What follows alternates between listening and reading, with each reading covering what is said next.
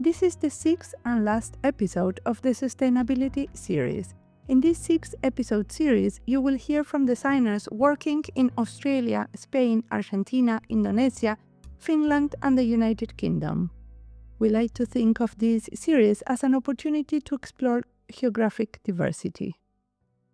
Becky Miller is our guest today.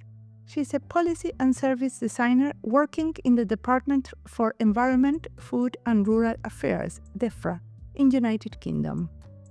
In this interview, we talked about her role as designer in the government, and she also told about a project in which they were experimenting and testing with farmers how a funding scheme could work.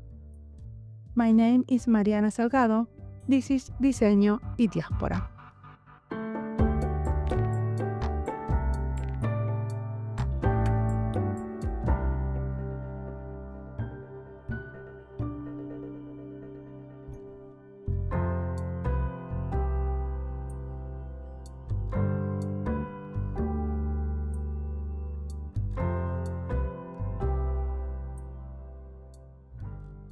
My name's Becky Miller.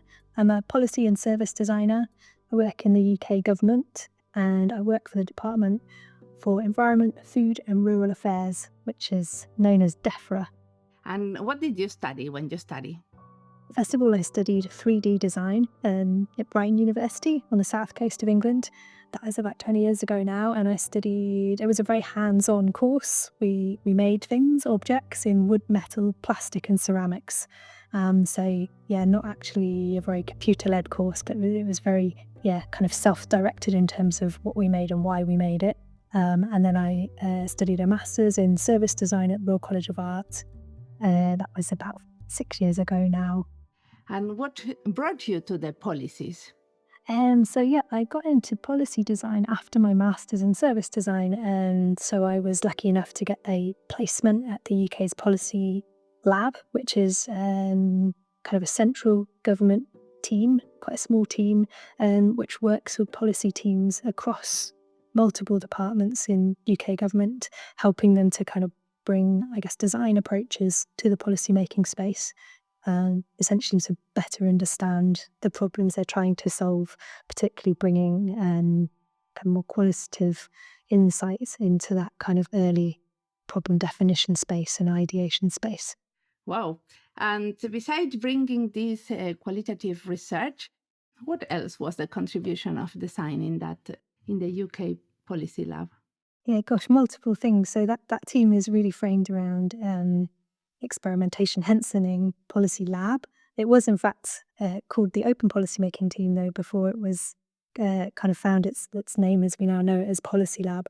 And that's because it's really about, at its core, opening up the policymaking process to include more voices, more diversity of voice in the policymaking process, which might include citizens, it might include people in different sectors, people who are outside of government and not always directly involved in kind of policymaking. And to do that, it just so happens that design has quite a few research and kind of ideation tools that can really help that process of engaging a wider audience in the policymaking process. And I always think of policymaking almost as like the design brief stage of a design project. It's where you're kind of really understanding what the problem is and figuring out which direction is the right direction to kind of start going off in before you actually start designing and making and testing stuff. It's often a space in government which gets leapfrogged for various different reasons and jumped over. So design can add a lot of value in that space. Things like systems thinking as well, systems mapping. And often people kind of think, I remember often joining as one of the second designers in that team, people would often think you had a lot of value by making things look nice. And we knew that design could do a lot more than that, but actually I have found that those visual design skills that designers just bring, we probably take them for granted as designers. You kind of pick them up along the way. I didn't study graphic design, but you kind of end up being able to do a bit of graphic design and illustration. And those skills add a lot of value in government because they're not typically hired into government space, and being able to visualize things that often only exist as text can actually facilitate much richer conversations, whether that's within just government teams or more widely with citizens and other people participating in the policymaking process. So now we can go to a specific case, and it could be nice to jump to what you are doing now in the Department of Environment, Food and Rural Affairs. Can we talk about one of your favorite projects there? Well, so I currently work in a pretty large program of work, which is called the Farming and Countryside Program. It's an area of work that was initiated when the UK left the European Union. So, as part of the European Union, we were part of the Common Agricultural Policy, which was a policy that was shared across all member states of the European Union and provided funding to farmers and land managers. But when we left the European Union, the various devolved governments of the UK, so England, Scotland, Wales, and Northern Ireland, each then had to come up with their own policies to support farmers and land managers. So yeah, the program that I work on that's what it works on, which is quite a big thing. The work has been focused largely on what's known as the environmental land management schemes. So they're called ELMS schemes, and they are a new type of funding for farmers, which kind of build on some of the EU funding schemes. But their kind of main focus has been to deliver public goods, and asking and funding farmers to deliver public goods through the way that they manage their land.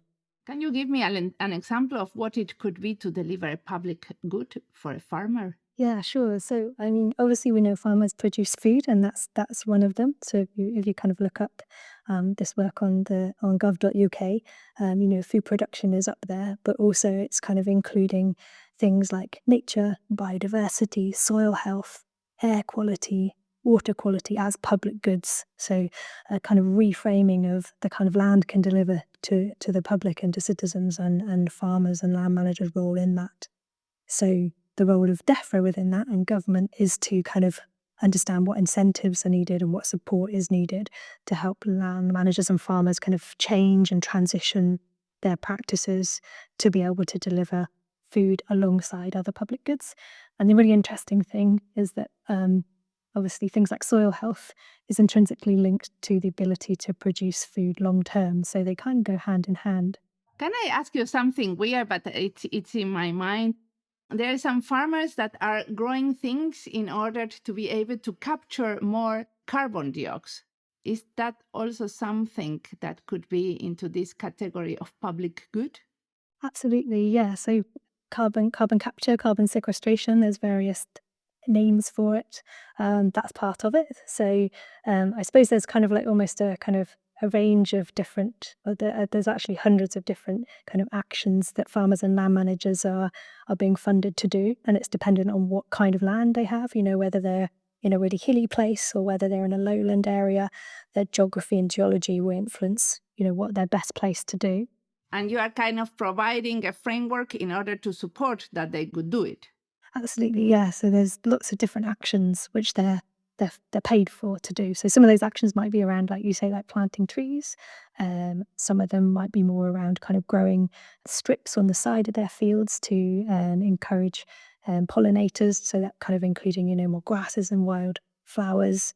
Areas of fields that might be left aside to encourage ground nesting birds. So bringing back the wildlife into fields. Those are just like, it's a very high level of the kind of things, but there's kind of a spectrum between, if perhaps we still want people to be producing food.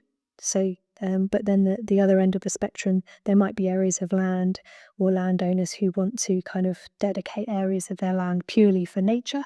And in those areas, people might be growing a lot more trees compared with people who are still kind of producing food off their land. But there are some really interesting things like agroforestry, where you can integrate trees into arable land or into livestock grazing land as well. So you kind of got multiple kind of ecosystem services, if you like, alongside food production. So yeah, it's very complex. It's a kind of a really big transition for the sector. And so I suppose as a designer, it's like, how can we help farmers and land managers to go on that journey, kind of with my service design hat on, and certainly helping them with the funding to kickstart kind of reframing their business models is one of the ways that we can help. But yeah, I guess my role on the programme has been also understanding other kind of ways, other interventions that would be complementary to the funding that DEFRA's providing to farmers. And how much of this work is co-design? How much of this work do you really do with the farmers? Yeah, great question. And that's been from the beginning of the programme, which was before I joined the programme, that's been a really important way of working on the programme, which has kind of come from the kind of senior leadership on the programme, inviting all teams across the programme to embrace a co-design way of working. So taking farmers on that journey and really understanding what works for them and iterating things as we go. So what were the methods for co-designing? There's been a range of different kind of co-design methods that have been tested out on the programme. We're lucky to have quite a lot of user-centred design practitioners already in teams, so user researchers and a few service designers like myself. So there's been a lot of kind of user research interviews and things. A lot of that happened online during the pandemic, and also kind of co-design workshops online. As we've been coming out of the pandemic, more of that stuff has happened in person, which has been really good. I've been involved in some of that. We've also been trying to do kind of more shadowing as well, so kind of very light touch kind of ethnographic research, which I found is often kind of a really good precursor to inviting people to a co-design workshop, because you've kind of gone into their world a bit and you build that empathy and the relationship with the participants. There's also a couple of other important parts of the programme. So there's a pilot which has been running for a few years now, a pilot of one of the funding schemes. It's called the Sustainable Farming Incentive, and that's had a pilot which has been running. So taking a cohort of farmers and literally kind of testing live the scheme, the service with them, and getting their feedback and following them quite closely, asking them to keep diaries. And there's been some interesting some kind of more ethnographic work in that space as well. And bringing together participants in that pilot to reflect on their experiences together. So meeting up on a farm and having facilitated conversations and discussions about their experiences, and then that's fed back into the design of the funding scheme. So in this funding scheme, the actions were exactly which ones? You were giving them money to do certain things, to grow certain food?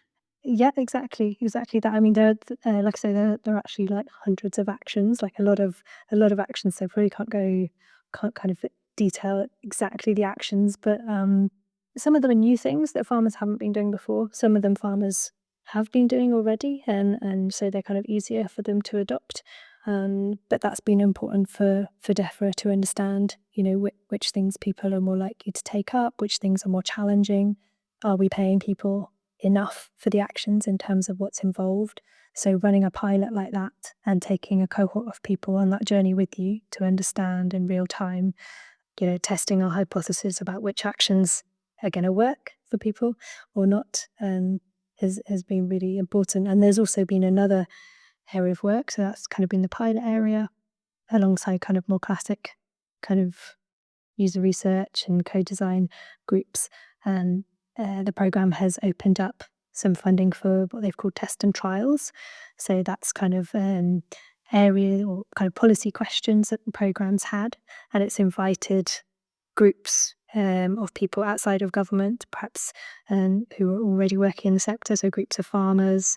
It might be a group of farmers also with environmental charities or other local interest groups who kind of run their own pilot or test.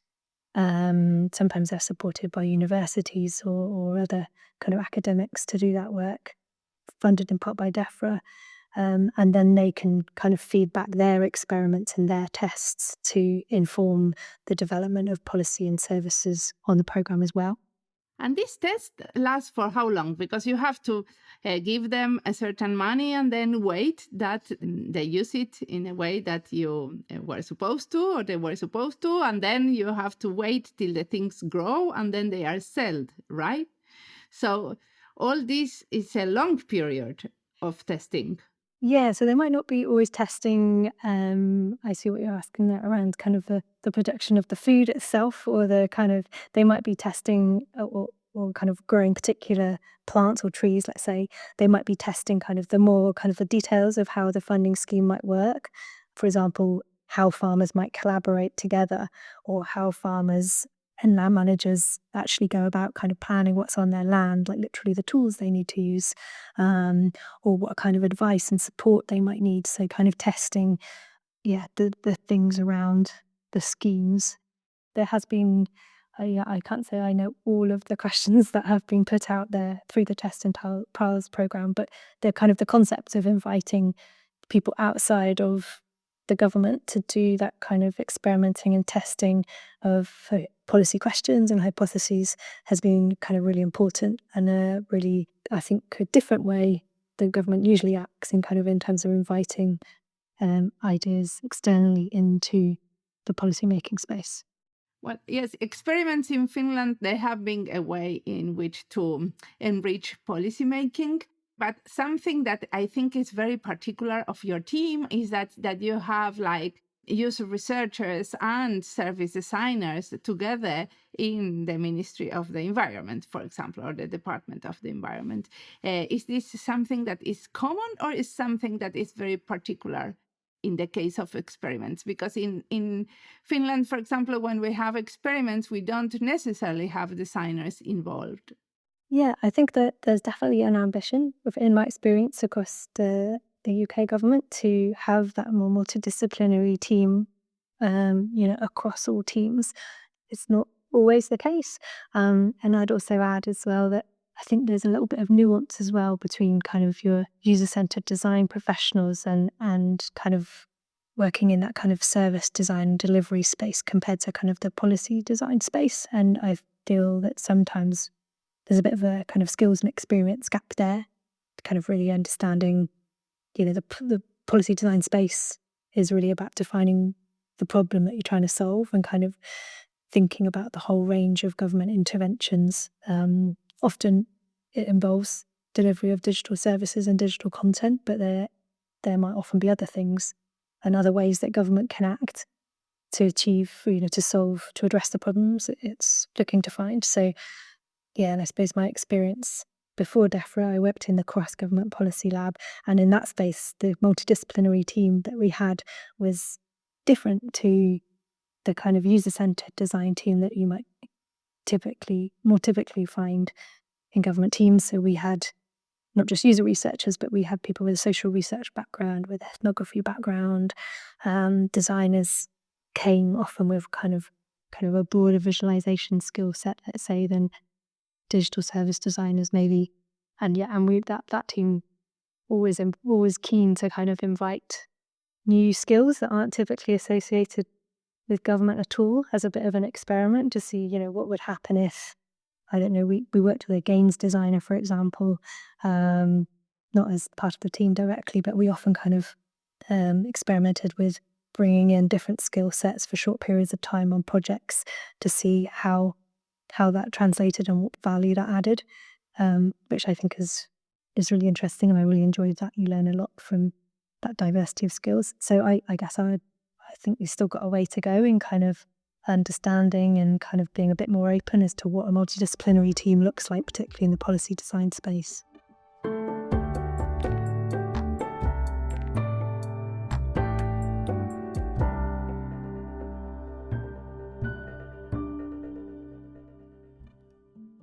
This episode is part of the lists Diseño Sostenible, D&D in English, Diseño y Gobierno, Políticas, Públicas y Diseño, Reino Unido y Diseño. The titles of the lists are in Spanish, but each list contains episodes in English and Portuguese. The D&D in English list includes all the episodes published in English.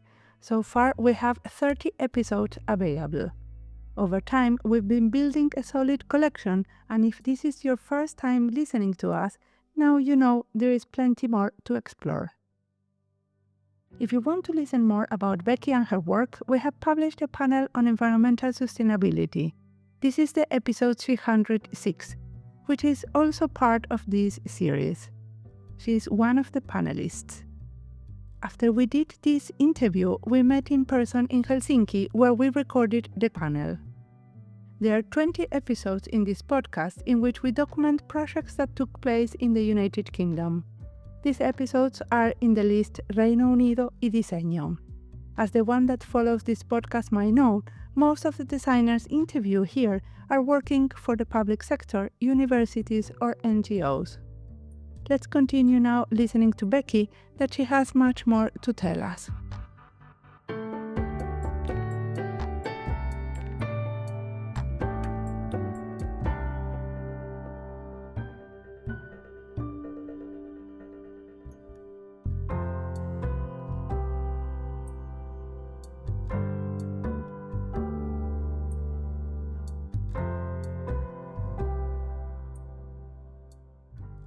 Do you participate in the network of designers in the public sector? Because I understand in the UK you have a very strong network of designers. Yeah, we're lucky we do. There's various different communities that exist. I think that kind of the idea of communities of practice and interest, I think were probably something that the government digital services kicked off really successfully. And even though they're perhaps not as supported centrally as they used to be, I think people see the value of communities and sharing practice and joining up. So yeah, personally I'm tagged into a few. I don't have time to go to all of them, but with my current interests, there's a couple. There's one for policy design across UK government, so I go to that one and kind of share some of the work that we've been doing, but also really interesting to hear what others are doing, and that's definitely helped some of our work this year to kind of share learnings. And there's also one about participatory methods, which I think is really important space. So to my work, we have one in DEFRA for all the designers across DEFRA, and I also actually set up I guess it's kind of a community. We do a monthly climate work show and tell, which is something that I instigated with a colleague in a different department in 2018. So it's been going a while now. And we set that up just from a kind of a more personal motivation to try and, we were questioning ourselves, what can we do as civil servants? We're impartial. What can we do to do our bit a bit more around the climate and biodiversity emergency? So we knew there was good stuff going on across government. So we thought, hey, what if we invite people to do a really quick little talk once a month if they want to share something. So every month we host 2 public sector workers to talk about something they're doing related to climate. And we also invite an external speaker now as well. So just trying to kind of seed the ideas and give people some optimism about the good stuff that's happening in the space and facilitate that collaboration across silos as well. Perfect. What do you think that you could do, but there is not still the space or the context ready for? That sometimes when you are working in an organization, you think, well, I remember, at least for me in the ministry, I really wanted to do experiments, that this is something that you are doing. But at the moment, it was not still the conditions for that. Is there something that you think like, hey, I would like to go there, but still we have to wait for that? Yes, I'm not a really technical data person, but I think there's so much potential if we could better kind of structure all the data and everything this is a very broad point, but better structure our data, both in terms of all of the insights and the research and the evidence that government gathers, how to kind of make that more accessible on an ongoing basis. We recently did an experiment to try and demonstrate, the art of the possible in that, but also I think things like measuring outcomes, a lot of that is down to kind of like how we collect and share data, which is becoming increasingly important. I've been really interested in the work that Gavin Starks has been doing with the non-for-profit called Icebreaker One. Yeah, I'm kind of very interested in it, at kind of how we understand data in terms of what's possible and what could be possible in the future. I've recently wrote a blog called Thinking About Data as Soil, and kind of using an analogy and thinking about data and digital service design through the lens of biomimicry. And for me, that kind of opens up a different paradigm for understanding what might be possible with data and digital service design. So yeah, that's something that probably isn't possible yet, but I kind of like to imagine and play with in my head and speak to other people about. Great. And tell me, what do you recommend us to read? What are you inspired with reading, watching, listening? Yes, I think maybe a couple of books that I've read in the last year or so. One is called Future Gen by Jane Davidson. So she's worked in the Welsh government and helped to bring to fruition the Wellbeing of Future Generations Act, which they now have in Wales, and which is something I think is incredibly inspiring that they've done there. So I definitely recommend reading up on that if you've not come across it before. And then the other book that I've recently finished reading is called Flourish, Design Paradigms for Our Planetary Emergency, co-authored by Sarah Ichioka and Michael Paulin. I've been quite a fan of Michael Paulin's work since my first degree, actually, when I came up. He is one of the architects of the Eden Project in England. But yeah, really inspiring work. And although the book kind of has more of a lens on the built environment, I think there's lots to take away in there for whatever kind of designer you are. And it's a real kind of call to action, kind of like an urgent call to action to kind of really reframe how we understand our work. And the final kind of closing kind of remarks in the book is a real call to action. And it really emphasizes that we need to shift from kind of a competitive mindset, which I still think exists in lots of sectors, and moving towards more kind of collaboration. We talk about like radical collaboration and that kind of collective mindset rather than trying to kind of better each other, which is something I feel really passionately about, particularly like working across government. Sometimes there feels like there's a bit of competition between departments, which can be healthy competition, but I feel actually more than ever we need to collaborate, given the urgency of a lot of the policy challenges that exist. So reading that book filled me with hope and drive. Nice. And in the future, what do you imagine that you will be involved with, or what would you like to see as a change or as something different? I think I'm still really motivated to continue working in the public sector. And I'd really like to see this kind of, perhaps like two things, maybe like a cultural shift in the way we work in government. There seems to be a little bit of I'd like us to kind of get over this push towards just trying to frame everything through a user-centered digital lens and kind of really understand the nuance of the kind of policy design space, where you set the brief and understand the problem. And I think for me, I sometimes worry that we oversimplify it and kind of try and push that user-centered approach kind of up into the policy space without recognizing the opportunity that exists there for kind of more participation and opening up the policymaking process. I think we need to be careful about the narrative we use there, and even kind of move away from trying to tell everyone that they need to do design. It's often viewed as an optional thing. And actually, I think when you start to frame it through the language of participation and opening up the policymaking process and why we do that, people understand the value and the purpose of working in those ways a lot more. So I'm quite passionate about trying to create or find together a more effective way of talking about the value of working in these ways. And then also related to that, I kind of always keep trying to advocate for more of a cooking mindset when it comes to design or this kind of work. So rather than trying to jump on particular methods that are, this is the method you have to use, they go kind of through fads and things. But I've always thought of design and research as kind of cooking, and kind of, anyone can pick up a cookbook, like a toolkit, and follow it. But really, I think it's about kind of over time, kind of being aware of lots of different methods and mixing them up depending on what the problem is you're trying to address. So in the same way that you're cooking for people, like who are those people? How much time have you got? What's the atmosphere you're trying to achieve as you're hosting those people for a meal? What ingredients are you using? Are you going to grow them yourself, or are you going to go and buy them from a shop? And I quite like analogies and metaphors, but that really works for me.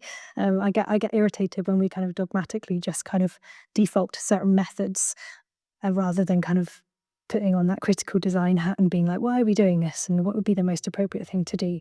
So, and I think that can be really fun, and it's something that, yeah, it kind of, as you get kind of more experience and meet more people, you know, just like really good chefs, they can mix things up and, you know, fuse different ingredients together, and that's kind of what I like to keep in mind. And then that's what makes it fun as well. So rather than just kind of following these tropes and toolkits, it's like, yeah, let's do design cooking.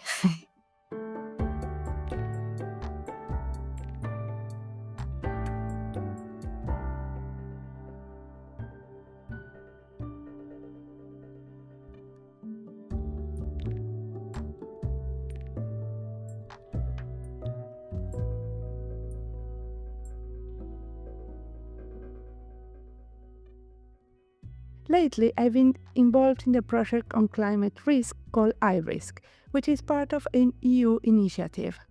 Within this context, we are working to establish a service design lab focused on soil carbon.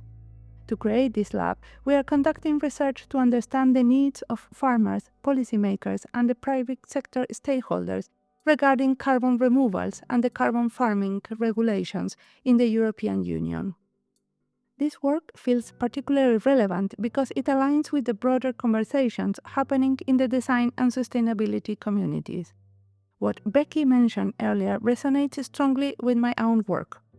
One of the key challenges we are addressing is how funding schemes for farmers can be designed to support sustainable practices effectively. I haven't found many people approaching this topic from a design perspective, which makes this episode especially necessary. Recently, I had the opportunity to participate in the EU Carbon Farming Summit. As part of this event, we facilitated 2 workshops aimed at co-designing services to support the coming directives. These workshops were a learning experience and provided some insights into how we can collaboratively tackle these complex issues. The outcome of this work is documented on the iRisk website, so if you are curious about what we have been doing or want to learn more, feel free to reach out. I'm always happy to share. Creating this podcast is another way I try to broaden opportunities for peer learning within the design community. Listening to other designers' stories helped me gain perspective and deep understanding of my own work. It's nice to see how hearing about someone else's journey can spark ideas or offer clarity on challenges I'm facing. How does it feel for you when you listen to these conversations? As always, the music of this podcast is by Antonio Zimmerman. Sound design is by Julian Pereira. This podcast is published with Creative Commons license with attribution. This was Diseño y Diáspora. You can follow us on our social media channels in YouTube, Instagram, or Blue Sky, or our website.